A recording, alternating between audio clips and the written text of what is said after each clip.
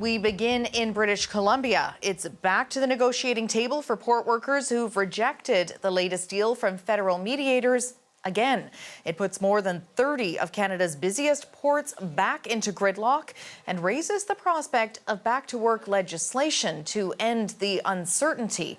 Albert Delatella is watching this story for us today. Albert, reaction pouring into this latest development. What are we hearing?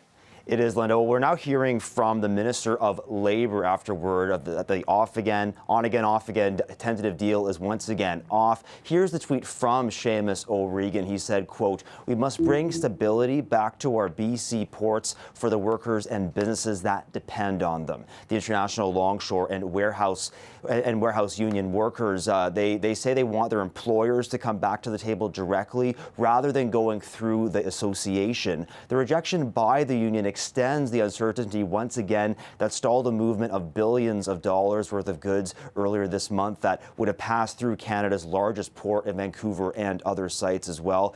And it brings up the question once again on whether back-to-work legislation could be used to bring the situation to an end. The BC Maritime Employers Association, it said in a statement that it's disappointed by the news. It said that the deal was good and that it recognized the skills and efforts of BC's waterfront workforce while providing certainty and stability for the future of Canada's West Coast ports. The now rejected deal was worked out with federal mediators and had put a temporary stop to a 13-day strike that began on July 1st. It's been back and forth since then. The union's 7,400 or so members voting over the past few days to reject the deal. The Canadian Federation of Independent Business, they wrote that after weeks of uncertainty, quote, "We're back to square one. Businesses from coast to coast are paying the price for the union's irresponsible actions," they say. They said there's been enough damage to Canada's economy in the past few weeks already.